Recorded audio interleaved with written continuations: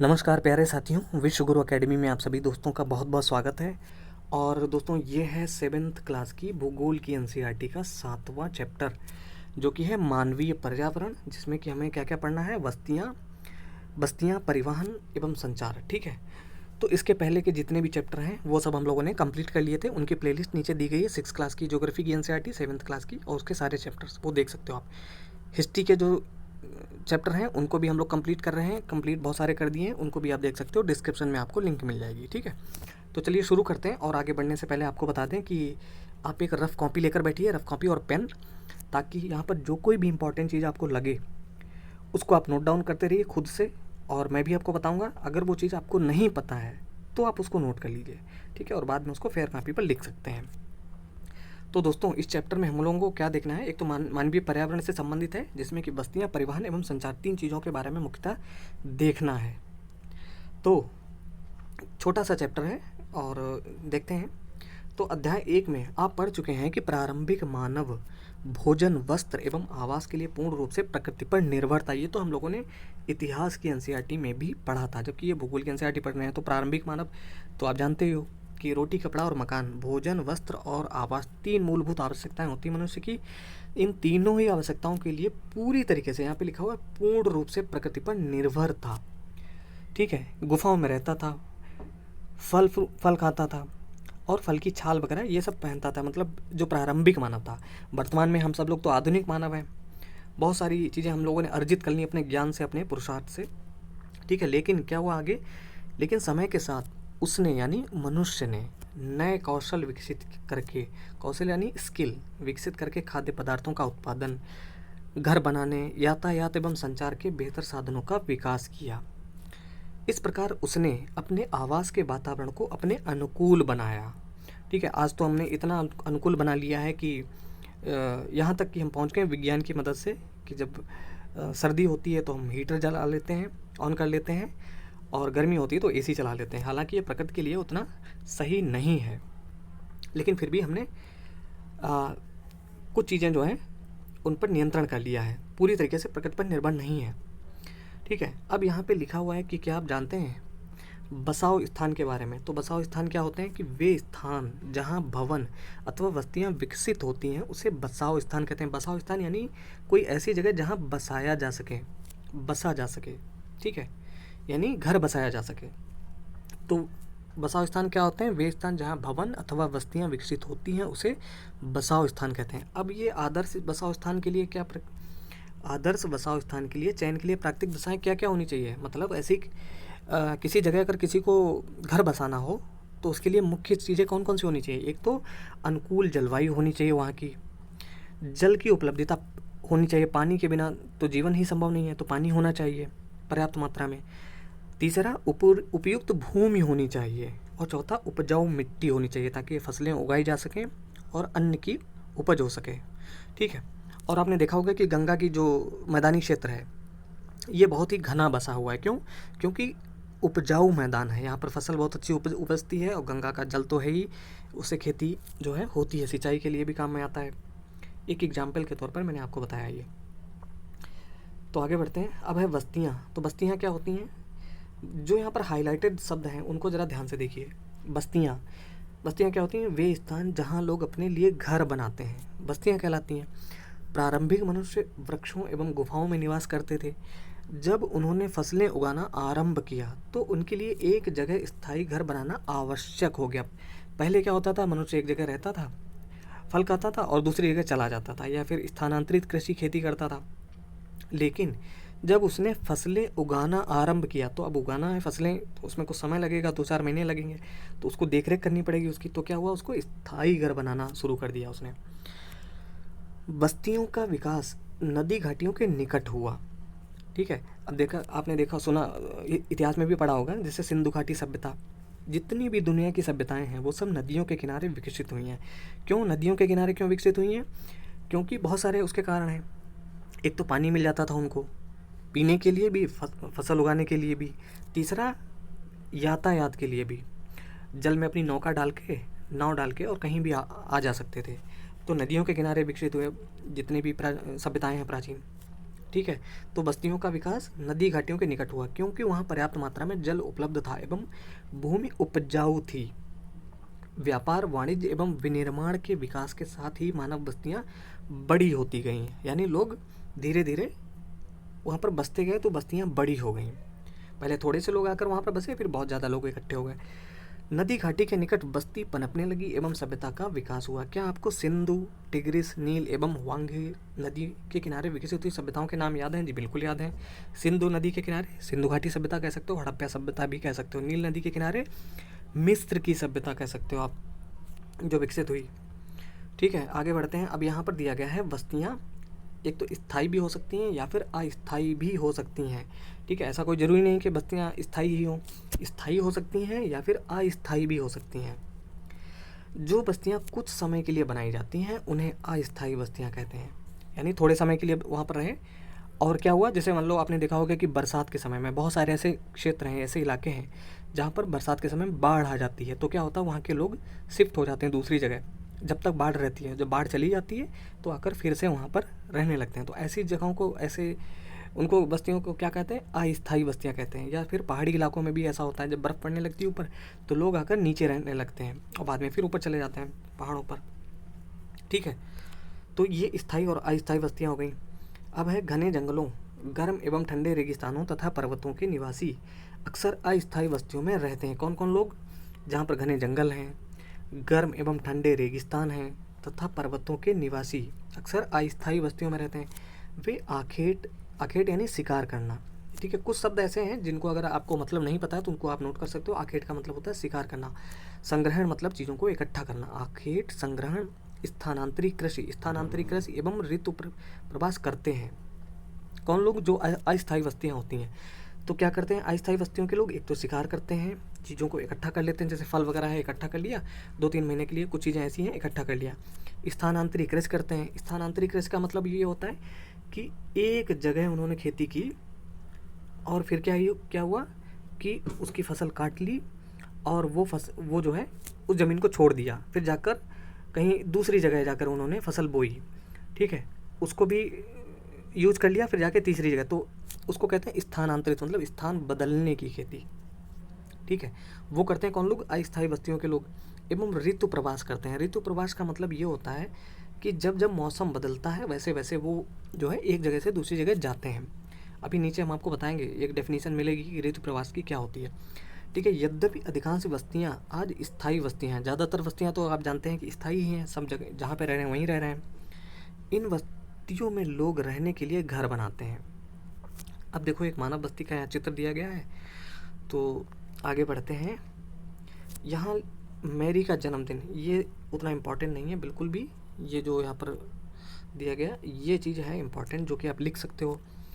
ऋतु प्रवास किसे कहते हैं? देखो, लोगों के मौसमी आवागमन को ऋतु प्रवास कहते हैं। क्या कहते हैं? इसको आप नोट कर सकते हो डेफिनेशन को। ऋतु प्रवास किसको कहते हैं? लोगों के मौसमी आवागमन को ऋतु प्रवास कहते हैं। हम लोगों ने इतिहास की एनसीईआरटी जब पढ़ी थी 6 क्लास की, तो उसमें ये देखा था कि जो बौद्ध भिक्षु होते थे, बौद्ध भिक्षु जो बरसात के समय में किस में रहा करते थे? बौद्ध विहारों में रहा करते थे, बौद्ध विहार में। ठीक है, बरसात के समय में ऋतु प्रवास उसको कहा जाता था। ठीक है, तो यहाँ पर भी लिखा हुआ है ऋतु प्रवास किसको कहते हैं? लोगों के मौसमी आवागमन को ऋतु प्रवास कहते हैं। जो लोग पशु पालते हैं वे मौसम में परिवर्तन के अनुसार नए चारागाहों की खोज में निकल जाते हैं। ठीक है, आगे बढ़ते हैं। और ये तो इम्पोर्टेंट है नहीं यहाँ पर। अब यहाँ पर 2 चित्र दिए गए हैं। एक तो सघन बस्ती का दिया गया। सघन बस्ती इसका मतलब है कि बहुत घने घने घर बने होते हैं, जैसा कि शहरों में आप देख सकते हैं। और दूसरा है प्रकीर्ण बस्ती का चित्र। प्रकीर्ण का मतलब होता है दूर दूर, किसी चीज़ का बिखराव। फिजिक्स में आपने पढ़ा होगा, भौतिक विज्ञान में, प्रकाश का प्रकीर्णन, यानी प्रकाश क्या होता है? आप टॉर्च जलाते हैं तो प्रकाश काफ़ी बीच में फैल जाता है, यानी दूर दूर फैलाव। तो प्रकीर्ण बस्ती दूर दूर बने हुए हैं, जैसे कि पहाड़ी क्षेत्रों में।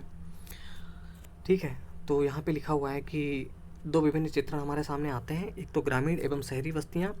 तो ग्रामीण बस्ती होती है जहाँ लोग कृषि, मत्स्य पालन, वानिकी, दस्तकारी एवं पशुपालन संबंधी कार्य करते हैं। ग्रामीण बस्ती सघन या प्रकीर्ण हो सकती है। तो ग्रामीण बस्ती कैसी हो सकती है? तो घनी घनी, सघन यानी घनी घनी भी हो सकती है, और प्रकीर्ण यानी दूर दूर भी घर हो सकते हैं गाँव में।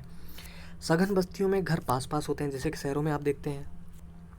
प्रकीर्ण बस्तियों में लोगों के घर दूर दूर व्यापक क्षेत्र में फैले होते हैं। इस प्रकार की बस्तियां मुख्यतः पहाड़ी क्षेत्रों, घने जंगल एवं अति विषम जलवायु वाले क्षेत्रों में पाई जाती हैं। आगे बढ़ते हैं। ग्रामीण क्षेत्रों में लोग अपने पर्यावरण के अनुकूल घर बनाते हैं। अत्यधिक वर्षा वाले क्षेत्रों में ढाल वाली छत बनाते हैं। ठीक है, ढाल वाली छत क्यों? ताकि पानी जो है बह जाए जल्दी से। जिन स्थानों में वर्षा के समय जल का जमाव होता है वहाँ ऊंचे प्लेटफॉर्म अथवा स्टिल्ट पर घर बनाए जाते हैं। ठीक है, जैसे कि यहाँ पर एक चित्र दिया गया है, स्टिल्ट पर मकान बना हुआ है, जो खंबे हैं इनको गाड़ के और इनके ऊपर एक बना दिया जाता है, उसके ऊपर घर बनाते हैं ताकि जो पानी है वो नीचे ही रहे। जैसे कि उत्तर पूर्व भारत है, पूर्व उत्तर भारत में जहाँ पर बहुत ज़्यादा वर्षा होती है, मेघालय, मासिनराम वगैरह जहाँ पर है, चेरापूंजी वगैरह है जहाँ पर बहुत ज़्यादा बरसात होती है, ऐसे घर वहाँ पर पाए जाते हैं। ठीक है, आगे है गर्म जलवायु वाले क्षेत्रों में मिट्टी की मोटी दीवार वाले घर पाए जाते हैं। कहाँ? जहाँ की जलवायु गर्म है ताकि घर के अंदर वो गर्मी ना जा पाए। जिनकी छतें फूस की बनी होती हैं। स्थानीय सामग्री जैसे पत्थर, पंख, चिकनी मिट्टी, तृण आदि का उपयोग घर बनाने में किया जाता है। फिर है नगरीय बस्तियों में नगर छोटी एवं शहर उनसे बड़ी बस्तियां होती हैं। नगरीय बस्तियों में नगर छोटी एवं शहर उनसे बड़ी बस्तियां होती हैं। शहरों में नगरीय क्षेत्रों में लोग निर्माण, व्यापार एवं सेवा क्षेत्रों में कार्यरत होते हैं। अपने राज्य के कुछ गांव, नगरों एवं शहरों के नाम लिखिए। ठीक है, तो ये सब हो गया। अब है परिवहन के बारे में जानते हैं। बस्तियों के बारे में हम लोगों ने जाना, अब जानते हैं परिवहन के बारे में। तो परिवहन लोगों एवं सामान के आवागमन के साधन होते हैं। पुराने समय में अधिक दूरी की यात्रा करने में अत्यधिक समय लगता था। उस समय लोग पैदल चलते थे एवं अपने सामान को ढोने के लिए पशुओं का उपयोग करते थे, जैसे घोड़े का उपयोग करते थे। ठीक है, पहिए की खोज से परिवहन आसान हो गया। पहिए का आविष्कार एक बहुत बड़ा आविष्कार है मानव इतिहास में। दो चीज़ों का आविष्कार आपने इतिहास में पढ़ा होगा, एक तो आग का, ठीक है, मनुष्य ने आग जलाना सीखा, ये बहुत बड़ा आविष्कार है। दूसरी जो खोज है वो है पहिए का। ठीक है, इसने जीवन को बहुत आसान किया, मनुष्य के जीवन को। ठीक है, तो पहिए की खोज से परिवहन आसान हो गया। समय के साथ परिवहन के विभिन्न साधनों का विकास होता गया, लेकिन आज भी लोग परिवहन के लिए पशुओं का उपयोग करते हैं। ठीक है, आगे बढ़ते हैं। ये देखिए यहाँ पर यातायात के साधन के रूप में घोड़ा गाड़ी, पहिए का आविष्कार हुआ, उसी की बदौलत ये घोड़ा गाड़ी बनाना संभव हो पाया था। पहले तो सिर्फ घोड़े का प्रयोग होता था, पशुओं का। ठीक है, हमारे देश में सामान्यतः गधे, खच्चर, बैल एवं ऊँट का उपयोग किया जाता है। और दक्षिण अफ्रीका के एंडीज पर्वत, तो एंडीज पर्वत कहाँ है? दक्षिण अफ्रीका में। दक्षिण अफ्रीका कहाँ है? अफ्रीका महाद्वीप का एक देश है। ठीक है, तो दक्षिण अफ्रीका के एंडीज पर्वत के क्षेत्र में लामा का उपयोग उसी तरह होता है जैसे तिब्बत में याक का उपयोग होता है।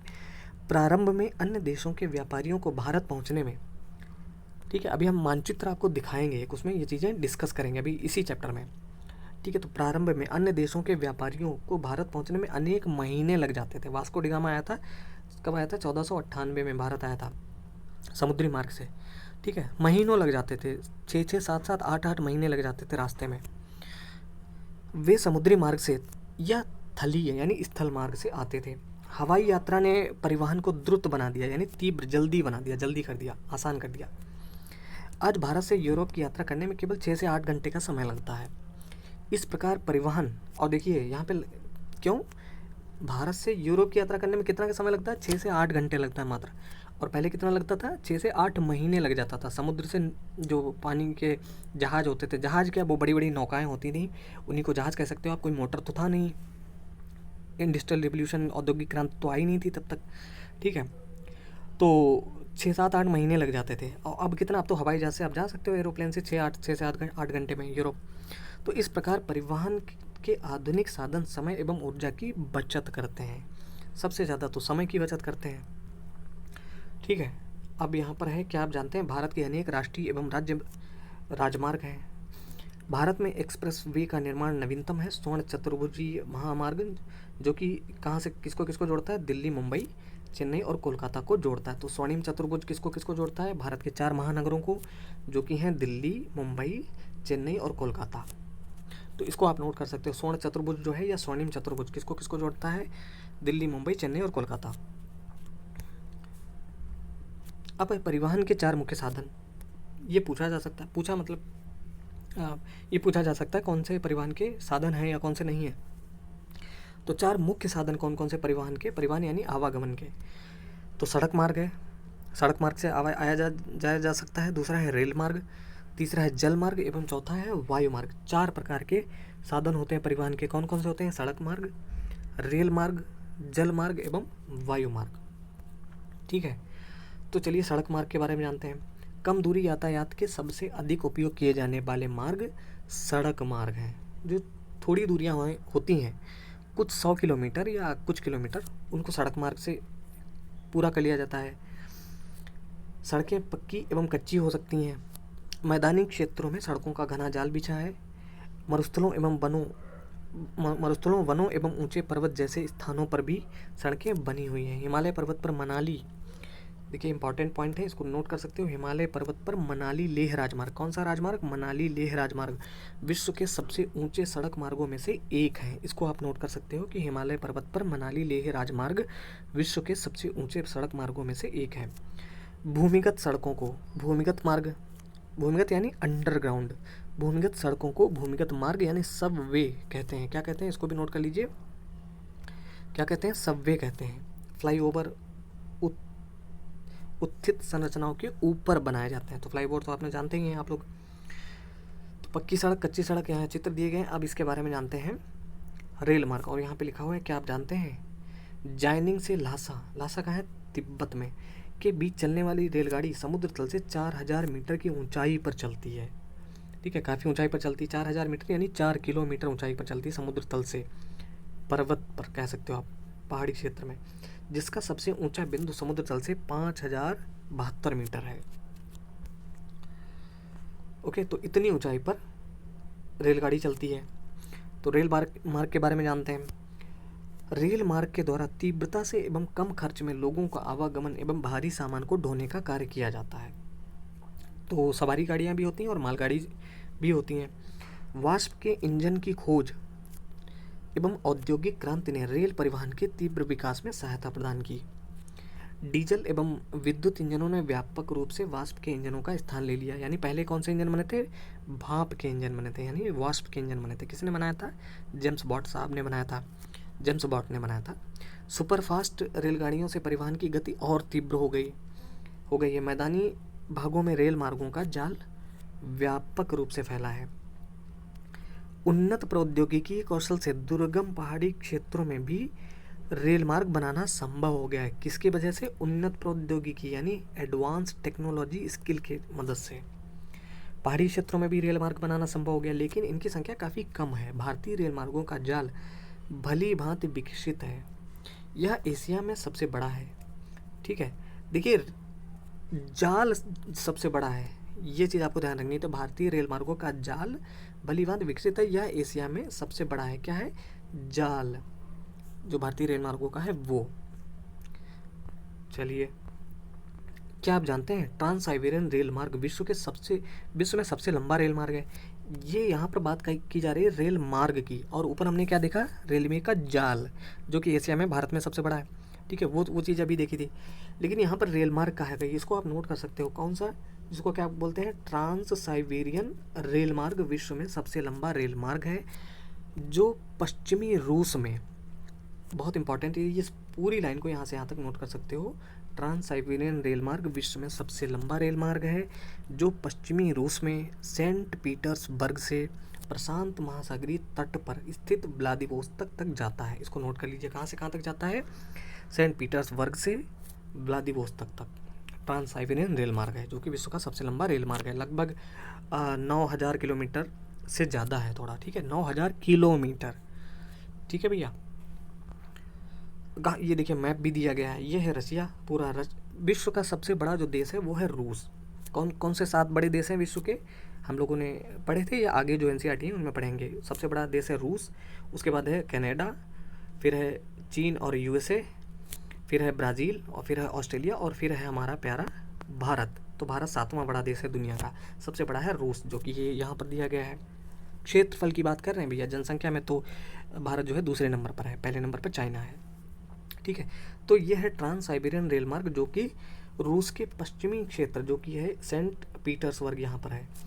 और यहाँ पर जो आप कंट्री देख रहे हो, ये जो कंट्री है ये है फिनलैंड, और यहीं पर रशिया का जो पश्चिमी क्षेत्र है जो कि है सेंट पीटर्सबर्ग। पहले इसका नाम था लेनिनग्राद, जबकि वर्तमान में इसका नाम है सेंट पीटर्सबर्ग। तो यहाँ से शुरू होता है और ये पूरा मास्को, कजान होते हुए, येक्टेरिनबर्ग होते हुए, और ये पूरा ऐसे ऐसे होते हुए, ये होते हुए, और ये उत्तर कोरिया के पास का हिस्सा जो है प्रशांत महासागर में, यहाँ पर जो है व्लादिवोस्तोक, यहाँ तक ये जाता है रेल मार्ग।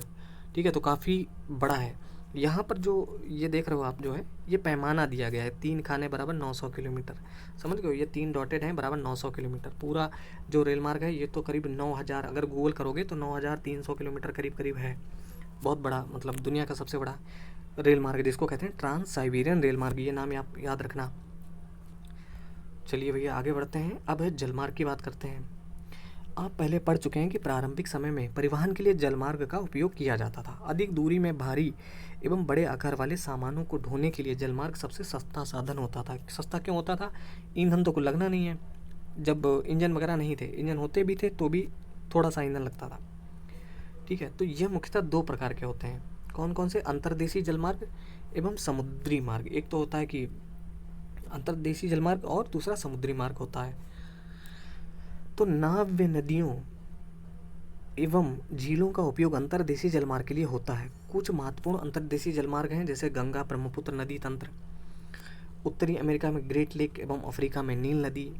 समुद्री एवं महासागरीय मार्गों का उपयोग सामान्यतः व्यापारिक माल एवं सामान को एक देश से दूसरे देश में पहुंचाने के लिए करते हैं।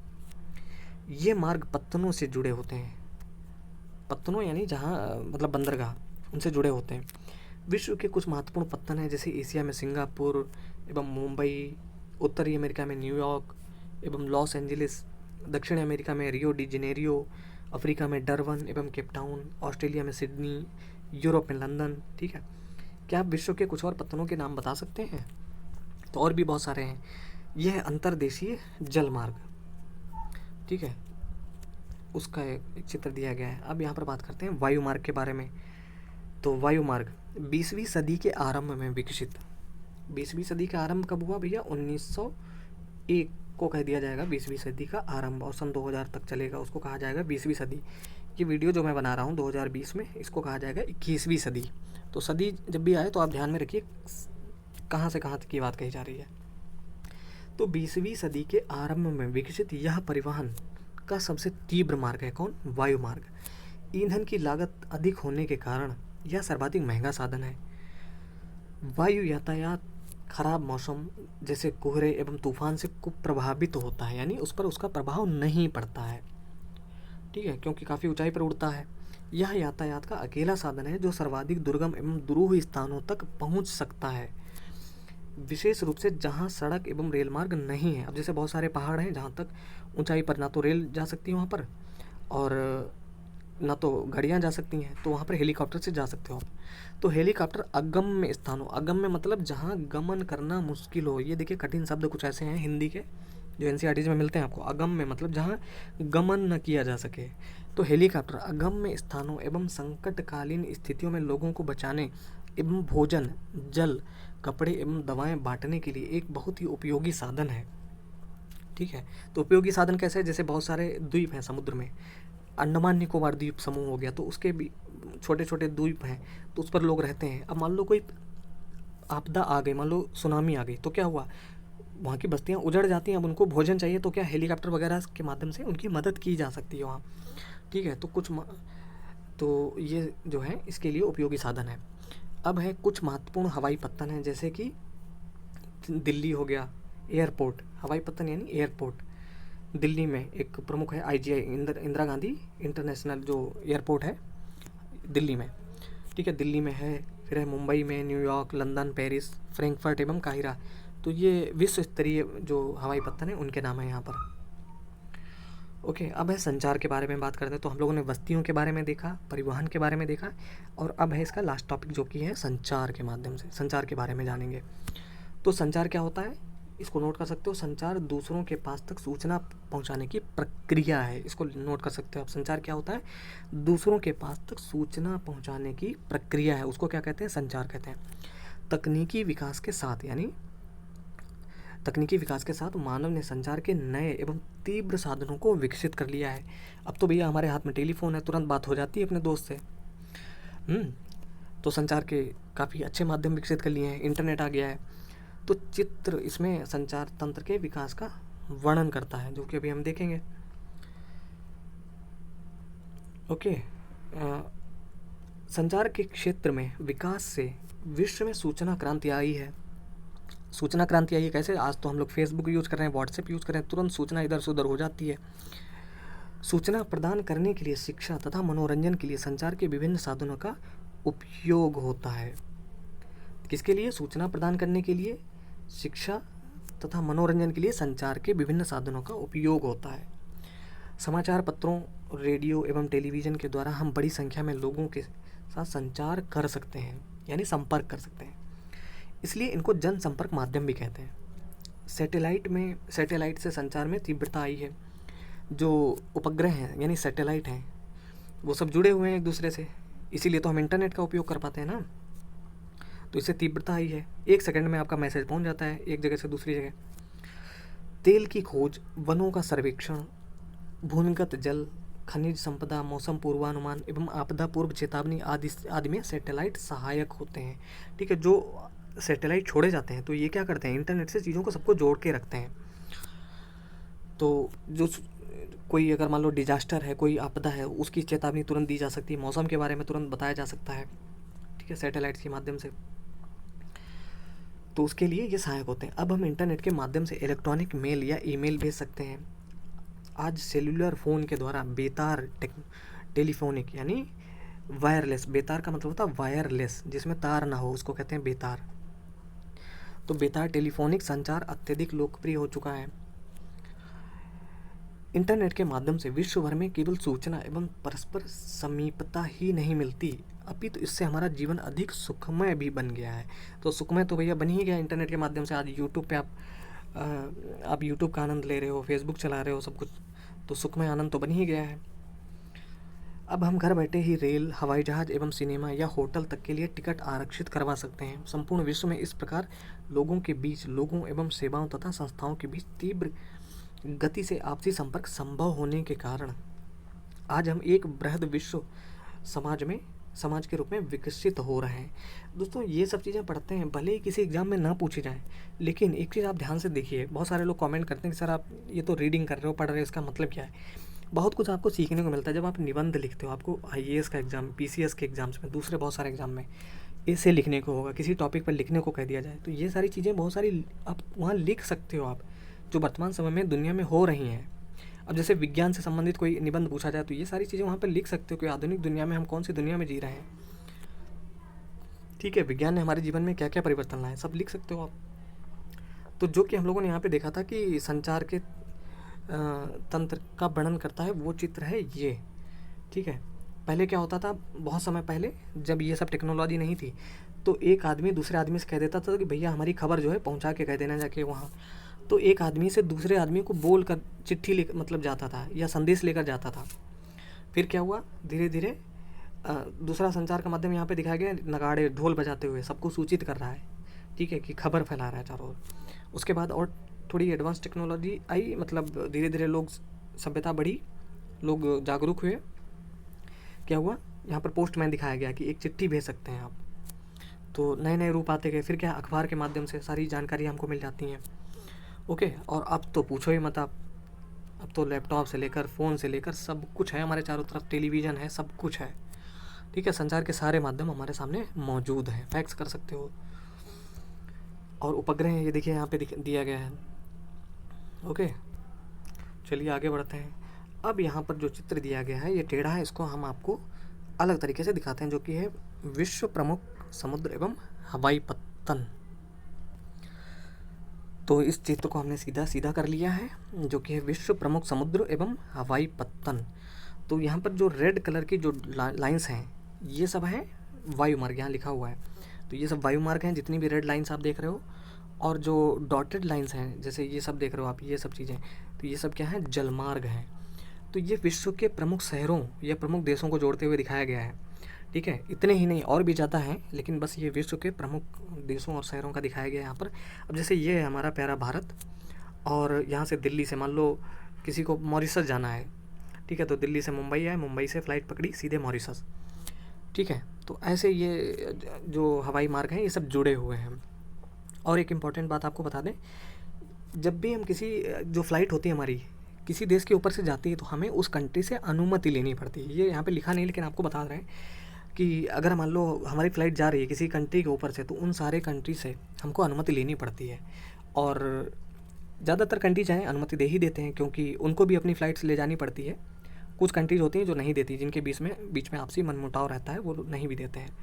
ठीक है, तो ये है यहाँ पर। और इस मानचित्र को ज़रा देख लें समझ के, जो यहाँ पे जिसको समझ लेना चाहिए जब भी मानचित्र आप देखें, तो बहुत इंपॉर्टेंट है। देखिए, ये है हमारी भूमध्य रेखा 0 डिग्री, यहाँ पे नोट नहीं है, लेकिन ये जो लाइन है ये है भूमध्य रेखा, जिसको कहते हैं विषुवत रेखा भी कहते हैं, इक्वेटर इंग्लिश में कहते हैं। ठीक है, और 0 डिग्री अक्षांश रेखा भी कहते हैं। इसके ऊपर आप देख रहे होगे ये 20 डिग्री, और इसके थोड़ा ऊपर ये यहाँ से जो डॉटेड जा रही है ये है कर्क रेखा, जो कि कहाँ से गुजरती है, 23.5 उत्तरी अक्षांश से गुजरती है। तो ये कर्क रेखा जा रही है यहाँ से ऐसे बिल्कुल। ठीक है, इसको क्या कहते हैं, कर्क रेखा कहते हैं। और नीचे आप देख रहे होगे यह है 20 डिग्री दक्षिणी अक्षांश, और इसी के पास यहाँ पर 23.5 अंश दक्षिणी अक्षांश जो रेखा है डॉटेड जा रही है, इसको क्या कहेंगे, इसको कहते हैं मकर रेखा। ये देखिए नाम लिखा हुआ है यहाँ पर, मकर रेखा लिखा हुआ है, यहाँ पर लिखा हुआ कर्क रेखा। तो एक क्वेश्चन जीएस में पूछा जाता है, जनरल नॉलेज में, बहुत सारे एग्जाम्स में, वनडे एग्जाम्स में, जैसे कि एसएससी का एग्जाम हो गया और भी सारे एग्जाम्स में, कि वो कौन सा महाद्वीप है जहाँ से होकर मकर रेखा, भूमध्य रेखा और कर्क रेखा तीनों रेखाएं गुजरती हैं। बहुत इंपॉर्टेंट क्वेश्चन। तो वो महाद्वीप है अफ्रीका महाद्वीप। तो आप देख रहे हैं अफ्रीका महाद्वीप में कर्क रेखा भी होकर जाती है, वहाँ से गुजरती है, भूमध्य रेखा भी गुजरती है, और मकर रेखा भी गुजरती है वहाँ से होकर। कर्क रेखा भारत के बीचों बीच से गुजरती है। ठीक है, ये भारत के बीचों बीच से गुजरती है, 23.5 अंश उत्तरी अक्षांश। ओके, और ये आप यहाँ पर एक चीज़ देख रहे होंगे, ये सारी लाइंस जो होती हैं पृथ्वी पर, इसको अगर आप फोल्ड कर दोगे तो ये ग्लोब की तरह बन जाएगा। ठीक है, यानी जो यहाँ पर 180 डिग्री पूर्वी देशांतर लिखा हुआ है, देखिए ये सब चीज़ें तो हम लोग 6 क्लास के एनसीईआरटी में पढ़ी चुके हैं कि ये सारी लाइंस जो होती हैं सीधी पड़ी हुई, इनको कहते हैं अक्षांश रेखाएं, और जो सीधी लाइंस होती हैं ये वाली खड़ी रेखाएं, इनको कहते हैं देशांतर रेखाएं। ठीक है, तो ये सारे देशांतर हैं जो आप यहाँ से देख रहे हो, 0 डिग्री देशांतर, ठीक है, 20 डिग्री देशांतर, और इधर बढ़ते चले आओगे तो 180 डिग्री देशांतर बिल्कुल पीछे होगा। ये जो 0 डिग्री है इसके ठीक पीछे होगा। ठीक है, जब आप इसको फोल्ड करोगे इस पेज को, क्योंकि गोल है पृथ्वी, मान लीजिए गोल है। ठीक है, तो इधर से जब जाओगे तो इसको कहा जाएगा 180 डिग्री पूर्वी देशांतर। अगर पूरब की तरफ जाओगे, यह है 0 डिग्री, समझ लीजिए आप इसको। जब आप पूरब की तरफ जाओगे तो इधर के देशांतर को क्या कहा जाएगा, पूर्वी देशांतर। ये जो 180 डिग्री पूर्वी देशांतर है, और इधर जो 180 डिग्री पश्चिमी देशांतर जो आप देख रहे हो, ये दोनों एक ही लाइन है, एक ही रेखा है।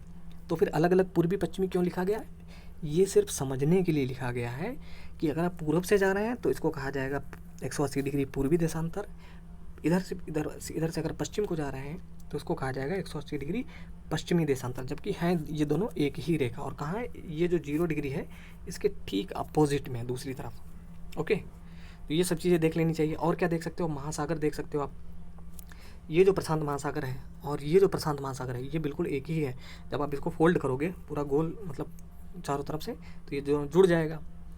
ओके, और ये है अटलांटिक ओशन, उत्तरी अटलांटिक ओशन, और नीचे दक्षिणी अटलांटिक ओशन, यानी दक्षिणी अटलांटिक महासागर। इस आकार का है, अंग्रेजी के इस आकार का है। और एक चीज़ हम लोगों ने देखी थी कि जो हमने आपको बताया था कि सन 1498 में वास्को डी गामा आया था। कहाँ का रहने वाला था, पुर्तगाल का। उसकी राजधानी है लिस्बन, जो यहाँ पे लिखी हुई है। तो पहले कैसे समुद्री जलमार्ग से आते थे, मतलब समुद्री मार्ग से आते थे, वो महीनों लग जाते थे, 6-6 महीने लग जाते थे। क्यों, पूरे महाद्वीप का चक्कर लगाते हुए तब ऐसे पहुँचते, तब भारत पहुँचते थे। महीनों लग जाते थे इनको। ठीक है, फिर क्या हुआ बाद में, ये स्वेज नहर है, यहाँ पर देख रहे हो आप, ऐसे समझिए आप। चलिए बता ही देते हैं, मानचित्र मिल गया है तो।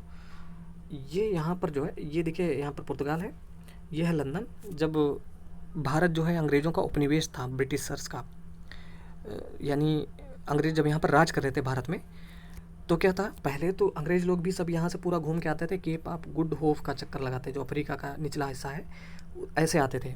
लेकिन फिर क्या हुआ, यहाँ से जो भूमध्य सागर है, इधर लंदन से क्या हुआ, यू टर्न लेके सीधे इधर ये भूमध्य सागर है, यहाँ से होते हुए सुएज नहर यहाँ से खोल दी गई थी। ठीक है, इसको खोल दिया गया, तो सुएज नहर भूमध्य सागर से जुड़ गई और ये शॉर्टकट गली से समझ लो निकल आए यहीं से। गली नहीं, मतलब कई हज़ार किलोमीटर यात्रा करनी पड़ती थी, बस समझाने के लिए बता रहे हैं आपको। और यहाँ से जल्दी पहुँच जाते थे भारत। ठीक है, और फिर तो धीरे धीरे विकास हो गया, औद्योगिक क्रांति हो गई, फिर तो आप जो है, जो पानी के जहाज़ थे उनमें भी मशीनें लगा दी, मोटर लगा दिया गया, तो वो और जल्दी आने लगा, और फिर तो हवाई जहाज़ ही बन गया। अब तो पूछो ही मत, अब तो 5-6 घंटे में ही आ सकते हो यूरोप से। तो दोस्तों ये चैप्टर था, और जो कि हम लोगों ने देख लिया है, और मानचित्र भी देख लिया। अब है यहाँ पर अभ्यास। तो यहाँ पे कुछ प्रश्न दिए गए हैं जिनको बड़ी आसानी से आप सरल कर सकते हो। जैसे परिवहन के 4 प्रकार क्या क्या क्या अभी हम लोगों ने देखे। कौन कौन से परिवहन के 4 प्रकार हैं? एक तो सड़क है, दूसरा जल मार्ग है, रेल मार्ग है, और कौन सा है, वायु मार्ग। 4 देखे थे, बहुत आसानी से बता सकते हो। बस्ती क्या कहते हैं आपने नोट कर लिया होगा।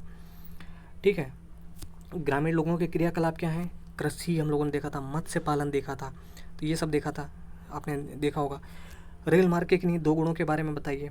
तो रेल मार्ग के एक तो आवागमन संभव हो जाता है, दूसरा सामान, वस्तुओं की चीज़ें, जो भारी भरकम चीज़ें हैं उनको भी एक स्थान से दूसरी जगह ले जाया जा सकता है। संचार के बारे में तो काफ़ी कुछ हम लोगों ने पढ़ा।